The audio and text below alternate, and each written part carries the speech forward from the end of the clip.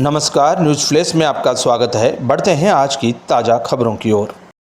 खबर सिरसा से है, जहां हरियाणा विधानसभा के डिप्टी स्पीकर रणवीर गंगवा ने कहा कि महाराजा दक्ष प्रजापति की राज्य स्तरीय जयंती सरकारी तौर पर 20 जुलाई को हिसार में मनाई जाएगी। समारोह में हरियाणा के मुख्यमंत्री नायब सिंह मुख्य अतिथि के रूप में शिरकत करेंगे। ये जानकारी विधानसभा उपाध्यक्ष रणवीर गंगवा ने स्थानीय PWD रेस्ट हाउस में एक प्रेस वार्ता के दौरान दी। उन्होंने हिसार में 20 जुलाई को आयोजित होने वाली राज्य स्तरीय दक्ष प्रजापति जयंती का न्योता दिया और इसे लेकर समाज के गणमान्य लोगों के साथ बैठक भी की। उन्होंने कहा कि भाजपा सरकार देश में प्रधानमंत्री नरेंद्र मोदी के नेतृत्व में, प्रदेश में मुख्यमंत्री नायब सिंह के नेतृत्व में महापुरुषों की जयंती सरकारी तौर पर मनाने का काम कर रही है। रणवीर गंगवा ने कहा कि बैकवर्ड क्लास के लिए भारतीय जनता पार्टी ने पिछले 10 वर्षों में जनहित से फैसले लेकर उन्हें क्रियान्वित किया। पंचायत तथा शहरी स्थानीय निकाय चुनाव में पिछड़ा वर्ग श्रेणी ए के लोगों के लिए आरक्षण को लागू किया गया।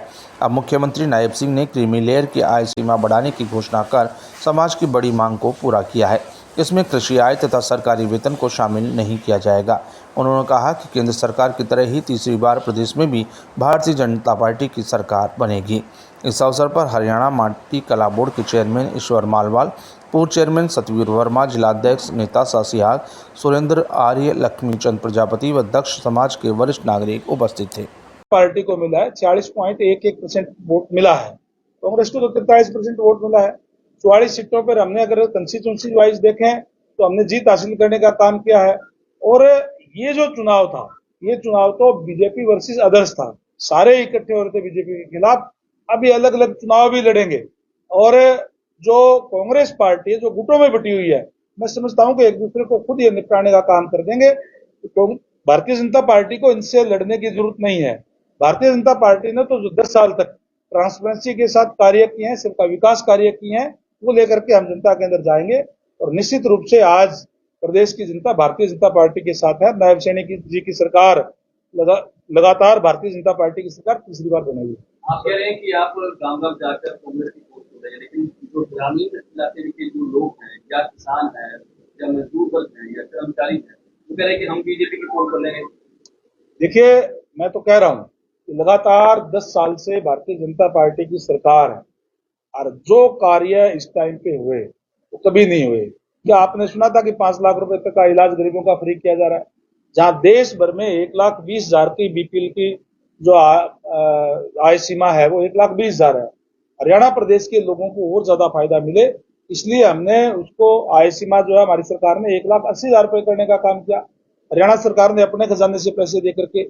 और इसी तरीके से अगर किसानों की हम बात करें तो 1 नहीं, 2 नहीं, 3 नहीं, 4 नहीं, 14 फसलों पर हम जो है एमएसपी देने का काम कर रहे हैं। जो फसल सरकार नहीं खरीदती उस पर भावांतर भरपाई दे करके किसान की भरपाई करने का काम करें।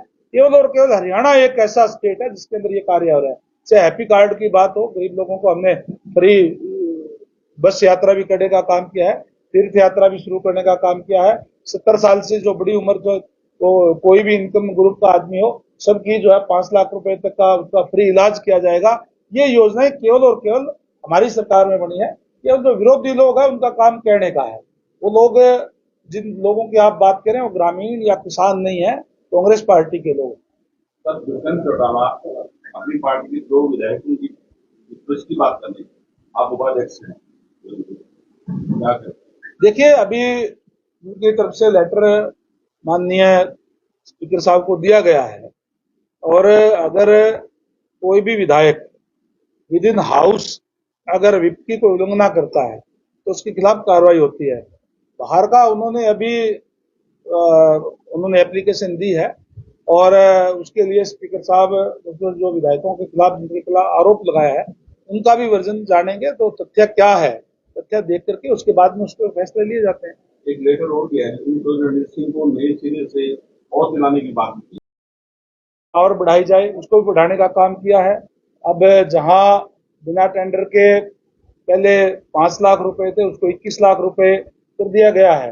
और कितने ही काम जो है गांव के अंदर सरपंच और पंचायत गांव की जो करवा सकती है। तो मैं समझता हूं कि हर वर्ग को साथ लेके चल रहे हैं और आने वाले विधानसभा चुनाव के अंदर भी लगातार तीसरी बार भारतीय जनता पार्टी की सरकार इस बार जो है नायब सैनिक जी के नेतृत्व में बनेगी।